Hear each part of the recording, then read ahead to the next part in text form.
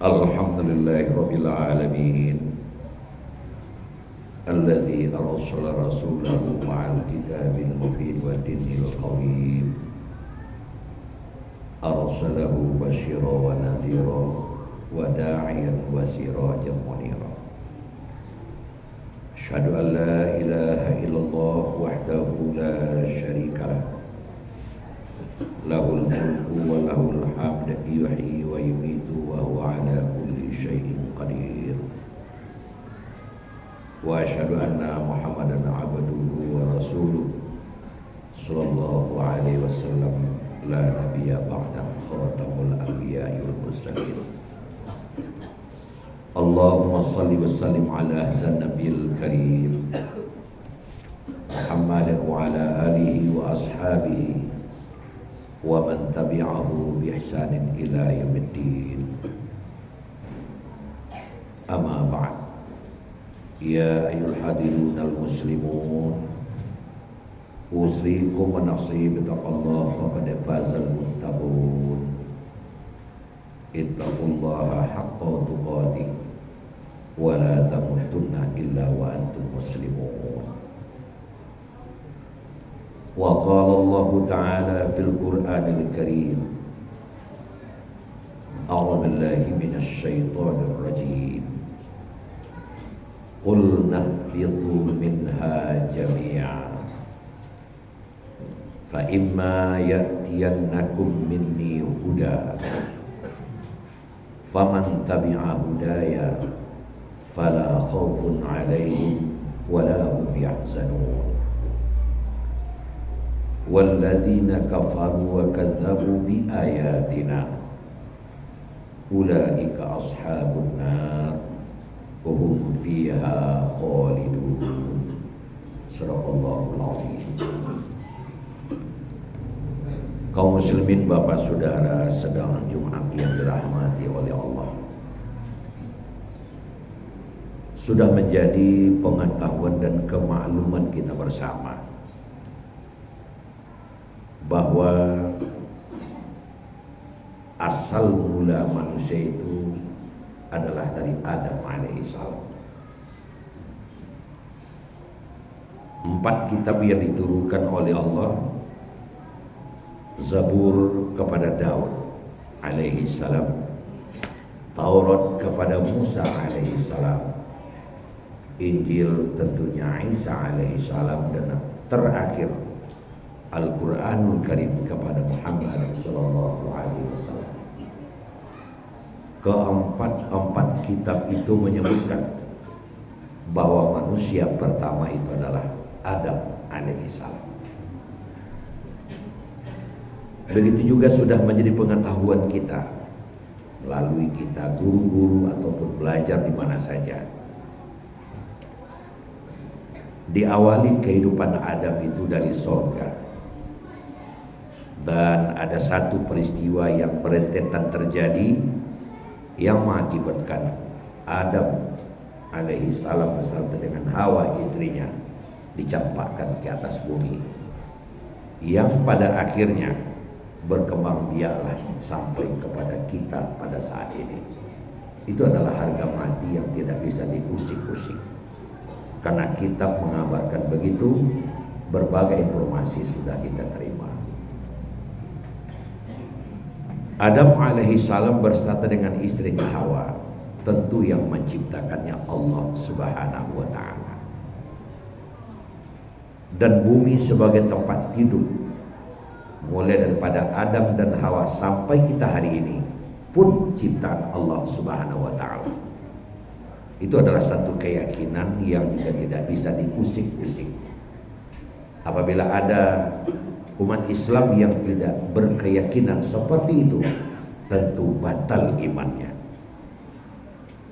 Poin kita pada saat ini yang ingin kita sampaikan adalah Adam alaihissalam, dan tentu sampai kepada kita hari ini anak cucunya yang jumlahnya bukan main, bertebar di bumi ini. Dan kemudian bumi dengan segala macam seluk-beluk dan ragamnya juga ciptaan Allah. Tentu akal sehat kita akan pasti menerima Allah lah yang paling tahu tentang seluk-beluk Adam dan Hawa, dan Allah pula lah yang paling tahu tentang seluk-beluk alam jagat yang diciptakan oleh Allah. Oleh karena dunia, tempat kita ini adalah ciptaan Allah Subhanahu wa taala, dan kita adalah ciptaan Allah, tentu Allah yang paling tahu semestinya kita hidup di dunia ini bagaimana. Banyak teori-teori yang dimunculkan oleh manusia, banyak aturan-aturan yang dibuat oleh manusia. Tetapi akal sehat kita mengatakan bahwa aturan-aturan, teori-teori bagaimana cara hidup yang baik, asalkan itu masih dibuat oleh manusia, tentu levelnya tetap di bawah yang diketahui oleh Allah Subhanahu wa taala. Dalam ayat yang baru saja dibaca di awal tadi, qulna, Allah berfirman, ihbitu minha jami'an, turunlah kamu ke dunia itu semuanya. Artinya kita hidup, silakan hidup di dunia. Dan itu sudah kita laksanakan sesuai dengan aturan yang diberikan oleh Allah kepada kita, dengan proses yang juga ditetapkan oleh Allah melalui ayah dan ibu kita. Kemudian kita hidup di dunia. Fa imma ya'tiyannakum minni huda, setelah kau hidup di dunia itu nanti, maka aku akan datangkan kepadamu huda, petunjuk. Petunjuk apa? Petunjuk di dalam mengarungi kehidupan. Untuk siapa? Untuk manusia seluruhnya tanpa kecuali. Faman tabi'a hudaya, lalu siapa yang mengikuti petunjuk itu dengan sebenar-benarnya, dengan sebaik-baiknya, secara kafah, totalitas mengikuti petunjukku itu, fala khaufun 'alaihim wa la hum yahzanun, maka ada jaminan dari aku, ada jaminan dari Allah, kita tidak akan pernah merasa rusuh dan tidak akan pernah merasa sedih. Hidup kita akan sukses. Allah berfirman demikian. Walladzina kadzabu walladzina kafaru wa kadzabu biayatina, dan siapa-siapa yang coba mengingkari dan mendustakan petunjukku,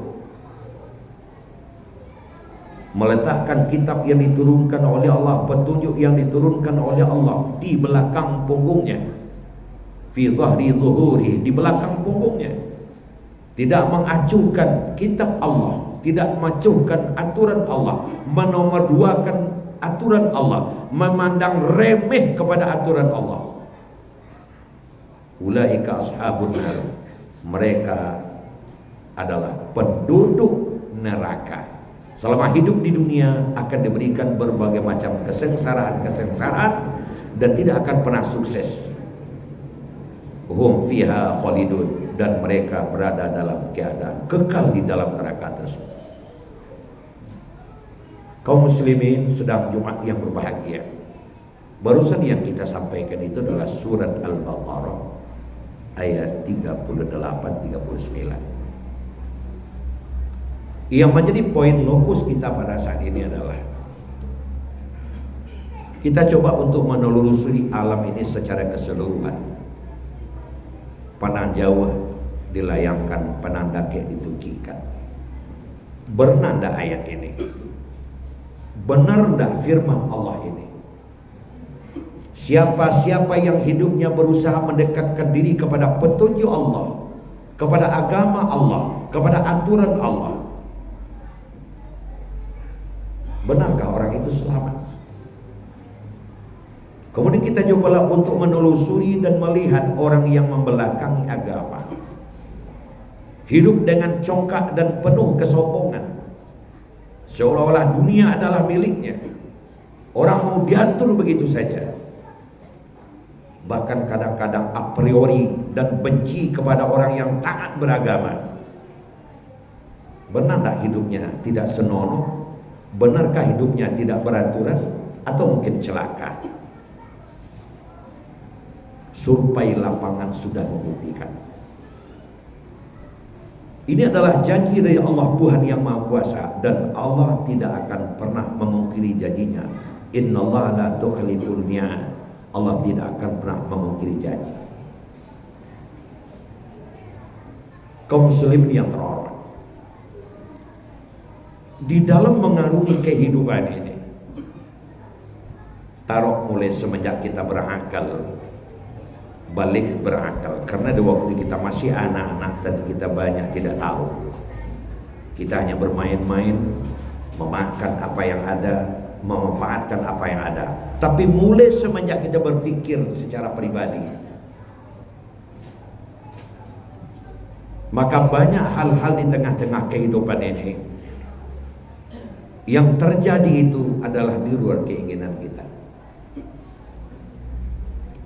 Allah telah memodali kita dengan yang namanya nafsu. Itu adalah modal dasar untuk kehidupan, esensial kapital, modal dasar. Dari muatan-muatan yang ada di dalam nafsu kita, bila berharta kita ingin banyak, bila berpakaian kita ingin sempurna, bila berjabatan kita ingin tinggi, bila berusaha kita ingin sukses. Itu tidak salah dan itu benar,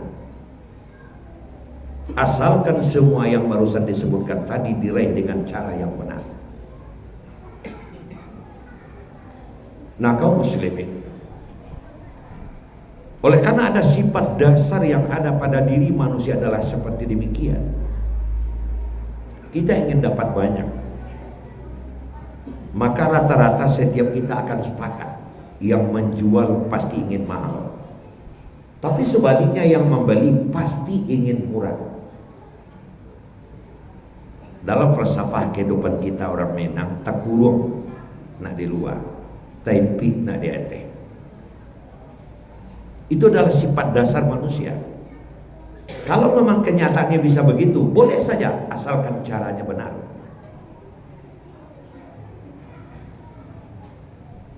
Apabila meraih kehidupan itu dengan cara-cara yang benar menurut petunjuk Al-Quran, kita akan selamat. Tapi kalau kita sudah lari dari agama, maka kita akan celaka. Mungkin dalam suatu waktu proyek kita goal, kita sukses dengan cara-cara yang kita telurkan sendiri, yang kita ciptakan sendiri. Mungkin karena kepiawaian di dalam ngomong, orang pada tertipu. Mungkin karena pintar di dalam berbuat dan bertindak, orang semuanya pada diam. Mungkin karena bakat dan berani, karena pisau sedang ada di tampuk tangan kita, orang takut. Tapi ingat, utang dibayar, piutang pasti diterima. Karena namanya kekuasaan itu orang pinjaman, pada saatnya akan diambil oleh orang yang memberikan. Belajar kita kepada sejarah, dan sejarah tidak pernah berdusta, karena sejarah itu adalah the big teacher, guru besar. Dia mengatakan apa adanya. Kita kembali kepada sejarah yang cukup lama. Qarun umpamanya, betapa Qarun itu kaya dan sukses di tengah-tengah kehidupan, mengumpulkan harta yang begitu banyak, tapi dengan cara dia sendiri. Ketika ada yang mengusulkan kepadanya, "Hai Qarun, kau sedekahkan sebagian hartamu, kau bagikan sebagian hartamu, karena masih banyak orang yang tidak makan." Yang bersangkutan bilang, Qarun mengatakan, "Wa ma utitu ala ilmin 'indi." Enak saja kau bilang dibagikan sama orang lain. Harta ini menumpuk pada diriku karena kepintaran dan karena kepiawaianku sendiri. Tapi akhirnya apa yang dirasakannya? Allah membenam Qarun ke dalam tanah, dia dan seluruh hartanya. Makanya sampai hari ini harta terpendam disebut dengan harta karun. Fir'aun, betapa kekuasaannya di bumi Mesir. Inna fir'auna ala fil ardi wa ja'ala ahlaha syi'a. Betapa Fir'aun telah berbuat semena-mena di permukaan bumi, menjadikan penduduk Mesir itu pecah belah, menghidupkan anak lelaki, anak perempuan, membunuh anak lelaki. Bahkan sampai menyebutkan ana rabbukum, saya adalah Tuhanmu, seolah-olah kekuasaannya tidak ada lagi yang akan merebut. Tapi apa yang terjadi? Utang dibayar, piutang diterima. Tangan mencecang bahu memikul. Itu adalah satu kepastian. Itu adalah hukum Allah. Akhirnya Fir'aun dibenamkan oleh Allah di Laut Merah. Dan itu sejarah pasti. Sampai hari ini kebenaran sejarah tersebut dapat dibuktikan dengan masih ditemukan jasad Fir'aun yang dimumi di piramid Mesir. Allah sengaja dan sekian ratus, sekian ribu tentara Fir'aun yang dibenamkan di Laut Merah dan beratus-ratus ekor kuda, tetapi ada satu mayat yang oleh Allah diakumkan ke atas terus menyasar ke pantai dan ditemukan. Itulah mayat Fir'aun. Dan sampai hari ini masih bisa dilihat. Yakinlah kita kalau tidak ada campur tangan yang maha kuasa, ini jenazah tidak akan ada. Kenapa hanya satu jenazah itu saja? Itu kita sebutkan dua saja kaum muslimin. Dan banyak lagi Qarun hari ini, Qarun baru, Fir'aun zaman modern yang juga Allah telah berlakukan seperti itu. Karena hukum alam sunatullah, hukum Allah itu pasti dan tidak akan pernah Allah mengungkiri janjinya. Oleh karena itu kaum muslimin, Islam menyampaikan, apabila kau sempat menipu orang, jangan ketawa dulu, karena tak lama setelah itu ketawa akan ditukar dengan menangis. Jangan senang dulu, karena tidak lama setelah itu senangmu akan menjadi resah dan gelisah, dan apa yang sudah kau lakukan pasti kembali kepada dirimu. Dalam falsafah kehidupan kita orang Minang, ini diadopsi adat Basadi Sarak Basadi Kitabullah. Kita hidup punya urf di dalam bahasa Arabnya, adat di dalam bahasa kita. Betapa nenek moyang dan orang-orang tua kita dulu membubuhkan falsafah seperti itu, adat Basadi Sarak Basadi Kitabullah. Karena memang segala yang ditumpukan, yang didasarkan kepada kitab Allah, baru ujungnya selamat.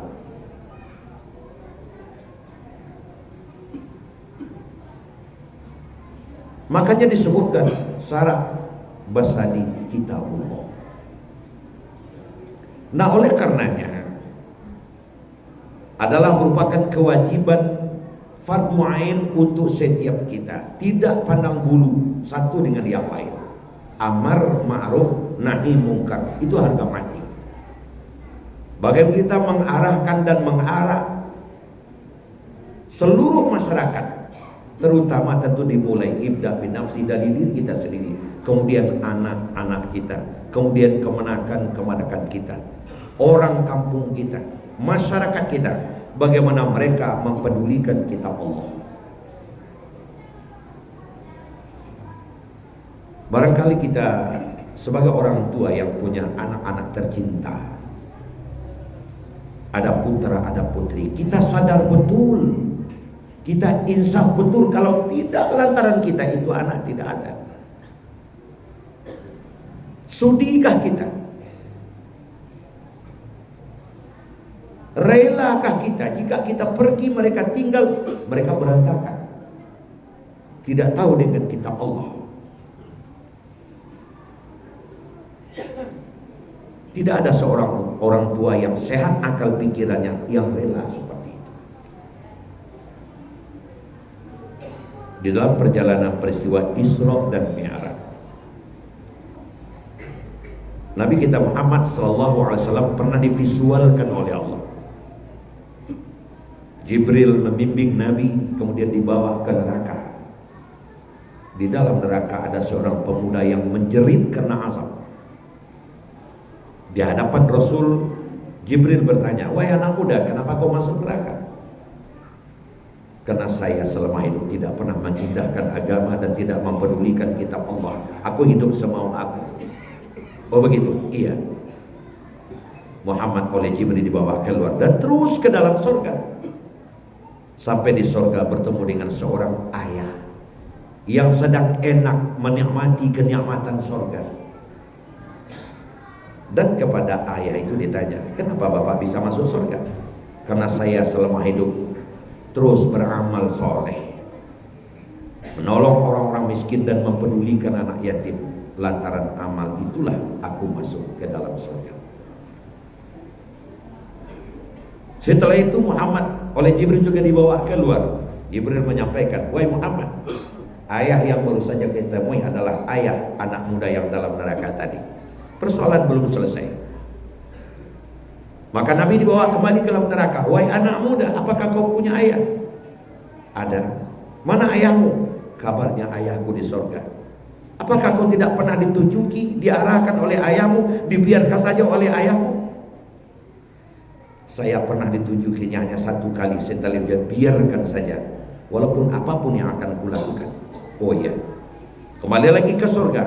Wahai bapak, apakah bapak punya anak? Saya punya anak. Mana anak bapak? Saya mendengar anak saya dalam neraka. Kenapa? Karena dalam hidup dia berbuat maksiat saja. Pernahlah bapak mengajar anak bapak? Pernah satu kali, lalu dia biarkan saja. Kemudian datang perintah, keluarkan mereka kedua-duanya. Yang di neraka, keluarkan di neraka anak tadi. Yang di surga, dikeluarkan di surga bapak tadi. Datang perintah lagi, pertukarkan tempat mereka. Kaum muslimin, terutama ayah-ayah yang punya anak, akankah kita biarkan saja tempat mereka dipertukarkan? Anak akhirnya di dalam surga dan ayah tadi pada akhirnya masuk ke dalam neraka. Ini adalah sejarah yang diberitakan oleh agama. Bila tidak percaya, batal iman kita. Nah, oleh karena itu kaum muslimin, kita melihat adanya kemerosotan dekadensi. Kenapa dari hari ke hari kemungkaran itu banyak terjadi dan keberanian manusia berlaku berbuat jahat itu makin vulgar. Siapa yang melakukannya? Anak-anak kita, kemenakan-kemenakan kita. Baru hari ini telinga kita peka mendengarkan, bukan saja di negeri orang, tapi di negeri kita. Setelah dibunuhnya, dimutilasinya, tidak satu orang, tapi berapa orang.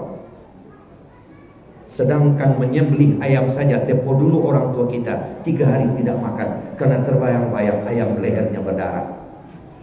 Tapi hari ini setelah dibunuh, dimutilasi, nanti malam dia goyang-goyang dan ketawa. Mungkin di antara kita ada yang berkesimpulan, kan bukan anak saya. Kalau tidak awas-awas, minggu depan, bulan depan, tahun depan, mungkin jatah anak kita. Inilah makna sebuah amar ma'ruf nahi munkar. Kaum muslimin, Allah Subhanahu wa taala telah membuat kita manusia ini makhluk yang sangat patuh kepada kebiasaan. Secara fisik dan juga secara psikis. Secara fisik pemain bola kakinya pasti lebih kuat ketimbang pemain voli. Pemain voli pasti tangannya lebih kuat daripada kakinya. Kenapa? Karena itu yang digunakan terus-menerus. Sehingga secara fisik alat-alat tubuh usus dan sebagainya mentransfer gizi makanan kepada alat tubuh yang sering digunakan. Karena kaki sering digunakan, transfer gizi makanan protein kepada kaki. Tapi pemain voli transfer gizi makanan kepada tangan. Begitu juga pemain tinju. Itu secara fisik. Makanya orang yang tidak pernah berolahraga dia gemuk, tidak menentu saja. Secara psikis juga demikian. Apa yang kita jadikan kebiasaan kita, itulah yang tertanam di tengah-tengah kehidupan kita. Satu kali kita berpengalaman di satu tempat, sebut sajalah kebun binatang Bukit Tinggi. Anak terkejut, kemudian anak mengungkapkan kalimat yang sangat melekatkan dulu rumah kita. Padahal anak itu baru berusia 3 tahun. Berkata-kata kotor. Bacarui. Pasti anak itu tidak akan pernah melontarkan kalimat tersebut kalau tidak pernah terdengar berulang kali. Bahkan dia tidak akan kenal sama sekali. Mungkin waktu itu anak tersebut belum kenal apa yang diucapkannya, tapi diucapkannya. Kenapa? Karena berulang kali terdengar oleh telinganya. Makanya dalam Al-Quran Allah menasihatkan kita, janganlah hanya setiap ketemu dengan anak yang ditanyakan, apakah kau sudah makan? Apakah kau sudah makan? Tapi tanyakan pula, nah, apakah kau sudah sholat? Apakah kau sudah sholat? Kaum muslimin,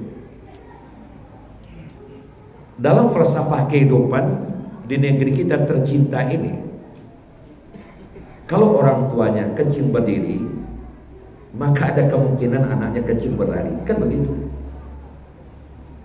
Nah, kaum muslimin, tiada hari tanpa mengingat anak dan generasi. Tawuran entah di mana-mana, bukan saja di negeri orang, di negeri kita. Membunuh teman SMP, membunuh anak SMP, suami membunuh istri, istri membunuh suami. Benar-benar manusia menegakkan bulu roma kita hari ini, tidak saja di negeri orang, tapi di negeri kita tercinta ini. Akankah kita biarkan begini saja? Makanya hai orang-orang tua yang punya anak, tingkatkan perhatian kepada anak. Hai mama-mama yang punya kemanakan, urus yang benar dan yang lurus. Asalkan kita sudah beramal ma'ruf bernahi mungkar secara benar, fala khaufun alaihim wala hum yahzanun. Insyaallah kita selamat. Nah, kaum muslimin, memang benar, tapi jangan waktu kita habis mengurusi untuk urusan perut saja, urusan pribadi saja, tapi keturunan kita, mereka tidak akan pernah ada tanpa kita. Itu adalah tanggung jawab kita. Sejarah adalah guru besar. Kenapa di Minangkabau setiap suku dilambangkan oleh dua? Tak sah disebut suku di Minangkabau kalau tidak ada rumah gadang dan surau. Sehingga sampai hari ini masih kita temukan adanya surau suku, tapi juga ada rumah gadang. Rumah gadang adalah perlambangan kita adalah orang yang memegang adat secara kuat. Tapi surau adalah lambang orang Minang, adalah orang yang memaci agama secara kuat. Disitulah implementasinya ABS SBK, adat bahasa ini syarat bahasa ini kitabullah, adat rumah gadang, syarat kitabullah surau. Kita tidak pernah menemukan di negeri kita tercinta ini rumah gadang yang menyediakan tempat tidur untuk anak muda. Kenapa? Karena anak muda di negeri ini tidurnya di surau. Apabila dia sudah mulai dewasa masih tidur di rumah, maka akan diketawakan oleh sesama teman. Maka dia pergi ke surau. Seketika dia pergi ke surau, di surau sudah ada ingat angku nan menunggu mengajari anak kita itu mengaji, mengajar anak kita ngomong mengecek, dan mengajar anak kita basilek. Mengaji artinya guru itu mengajar anak beragama. Alhamdulillah tempo dulu betul-betul secara total itu terlaksana. Akibatnya tidak ada orang Minang tidak bisa mengaji, dan itu dibuktikan apa? Mulai dari Sabang sampai Merauke ada orang Minang, dan status orang Minang profesi utama kalau dia merantau menjadi pengurus masjid. Di mana-mana pengurus masjid, orang Minang mesti menjadi pengurus masjid karena dia bisa imam, dia bisa azan, adalah cekatan alumni surau.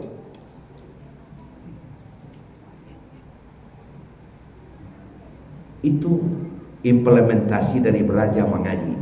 Dan di raja mengecek beradat, mulai dari papasambahan, kemudian beraja barade, baipa, babisan, bamantua, bamenantu, bakari, babai, diajar. Dan diajar pula memelihara basilek. Basilek bukan mencari lawan, tapi untuk mengelakkan jika ada musuh. Walaupun dia merantau, karena kata wadang dahulu babu babalun, merantau bujang dahulu kan runah babu babalun. 10 tahun, 15 tahun dia merantau, lalu dia pulang, dia tidak canggung, dia sudah belajar agama, danlah baraja babai babisan babai bakari, karena sudah ada. Begitu terjadi. Sekarang ada satu pertanyaan, masihkah seperti itu? Jadi kalau seandainya hari ini secara vulgar, fasad dan mungkar menjadi-jadi, anak dan kemenakan kita seenak saja melakukan hal-hal yang tidak kita inginkan, bahkan kadang mama dibawa berkelahi, bakaja jo pisau, babungan memperebutkan harta pusaka. Mungkin jawabannya adalah apa yang sedang kita khutbahkan ini. Oleh karena itu kaum muslimin, kepada bapak terhadap anak, kepada mama terhadap kemenakan, kepada yang tua kampung, kepada orang kampung yang didulukan selangkah tinggalkan serantiang. Mari kita menoki beramar ma'ruf nahi mungkar, membuat kebiasaan-kebiasaan jelek. Apabila di suatu masjid musala azan terus berkumandang, maka orang yang lalu akan tersentuh hatinya. Sekali, dua kali, mungkin kali yang kelima dia akan masuk ke masjid.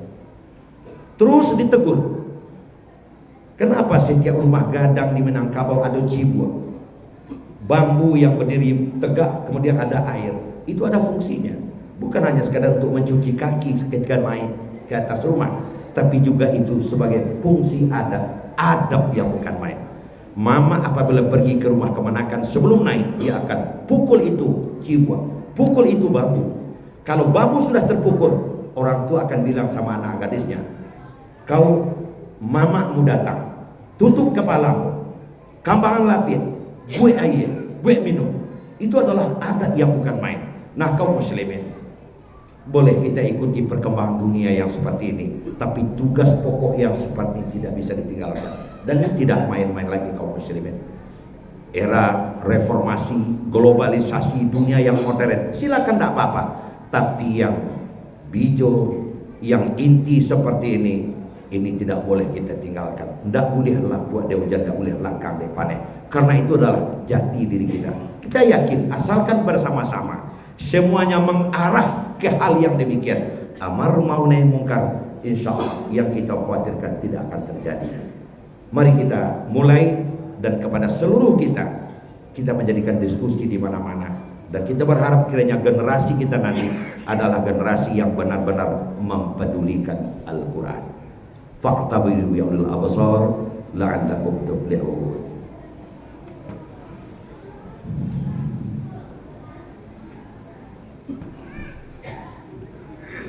Alhamdulillahirabbil alamin alladzi arsala rasulahu bil huda wa dinil haq liyudhhirahu 'ala dini kullihi wa kafa billahi shahida.